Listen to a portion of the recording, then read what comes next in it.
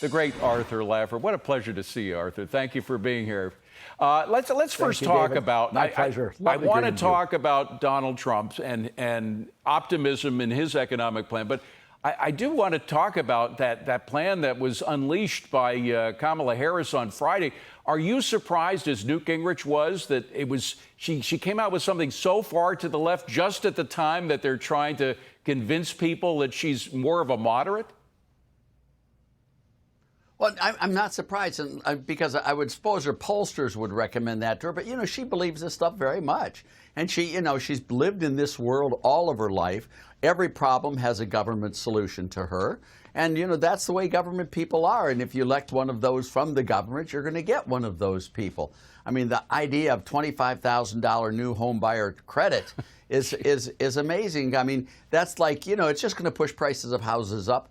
And in Kentucky, by the way, there are some houses that sell for very little above that. So you're effectively giving away housing. It's just there. And then, of course, you look at the deficit and you look at some of the other aspects and contingency effects on these plans, and it really bodes very ill for the American economy. But you're accustomed to professors on the left who are coming out with stuff completely divorced from reality. Most Americans, fortunately, aren't as well educated as you, and they just think of common sense, and the common sense of giving somebody $25,000 to somehow help with the housing crisis, when in fact all it will do is allow home sellers to tack $25,000 extra dollars on the price of their home because they know people are going to be subsidized. And they also know that price controls don't work. Most of us remember at least movies as seeing the long lines of people in the Soviet Union or even in the United States after Nixon's price controls, people waiting in line for gas after the oil price controls. So, I mean, people who are grounded in reality, as I hope and pray most voters are, will know that these things don't work, won't they?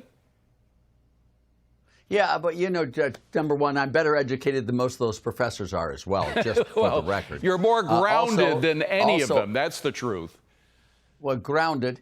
And when you look at it, I was an economist in the White House when we put in wage and price controls. I was there with the whole team. They all went up to Camp David. It was shocking. They came back down with wage and price controls, and they didn't work, and they turned out to be very unpopular. And, at first it sounds like a great idea to just tell those prices not to rise. We have the price control, the wage control. Arthur Burns was the one who triggered the whole thing. And the one thing that didn't get controlled was interest rates, by the way, the one thing he was involved in. But, it didn't work then, and it's not going to work now.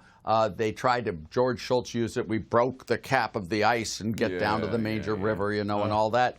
None of that stuff worked, and it became very unpopular. And I would expect, if history repeats itself, it'll be very unpopular with these people as well.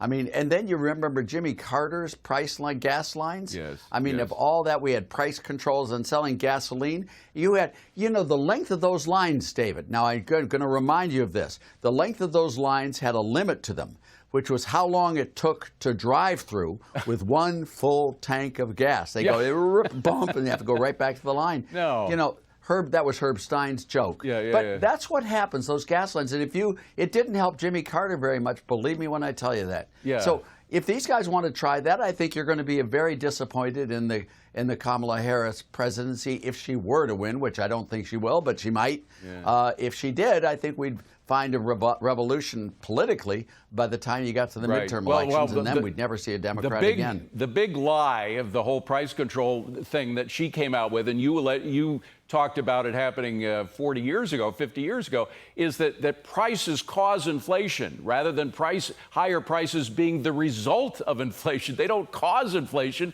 They're the result of inflation.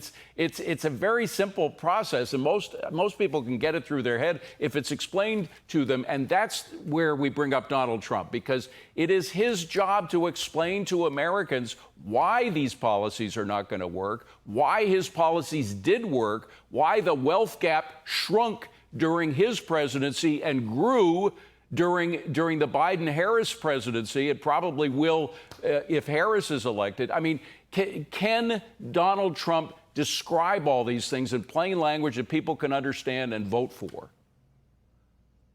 Oh, yeah, Donald Trump can. By the way, if you want a cool line, Prices are the integral of inflation. That's what they really are, the summation of all the inflations. That's what they are. They're just one and the same thing, the consequence. Well, you look at Trump on tax cuts, what he wants to do is regulatory reform, open up the drilling thing. Yeah. All of that will have a very good effect on prices, output, employment, and production, and we need that right now. And I think Donald Trump explains it very clearly. I mean, I can understand him perfectly clearly, and that's why I think he's really good on economics. I mean, he's the best single president we've had on economics in a first term ever in our nation's history. Wow. I mean, ever. And I'm talking just about economics. Yeah. And that's what really makes or breaks the world. Believe me when I tell you that it's the key to success. Art, and I hope people don't make a mistake and go the wrong way. I want to get this in because Phil Donahue sadly passed away today, and I didn't agree with much that he said. But one thing I liked about Phil Donahue was he didn't put up straw men to argue against. He would bring in some of the best people that he could find on the opposite end of where he was to make their case. One of them was Milton Friedman. I just want to play a clip of that and get your reaction to. He was talking about that was the greatest show ever. He was talking about greed, and we hear a lot of talk about Donald Trump representing greed in America. We don't want that from the Democrats. Here's what Phil Donahue and Milton Friedman talked about with regard to greed. Love it. Roll it. Did you ever have a moment of doubt about capitalism and whether greed's a good idea to run on? Well, first of all, tell me, is there some society you know that doesn't run on greed? You think Russia doesn't run on greed? You think China doesn't run on greed? What is greed? Of course, none of us are greedy. It's only the other fellow who's greedy. The world runs on individuals pursuing their separate interests. The great achievements of civilization have not come from government bureaus. Einstein didn't construct his theory under order from a bureaucrat. Henry Ford didn't revolutionize the automobile industry that way. In the only cases in which the masses have escaped from the kind of grinding poverty you're talking about, the only cases in recorded history are where they have had capitalism and largely free trade. Art, we've literally got 10 seconds, but will Milton's wise words rise above the kind of class warfare rhetoric we're going to hear this week in Chicago? They're the same today, and they're just as good today as they were back then. And Phil Donahue married that girl, and he lost that debate. Yeah, I think you're right. But rest in peace, Phil Donahue. And great to see you, Art. Thank you so much for being here. Appreciate it.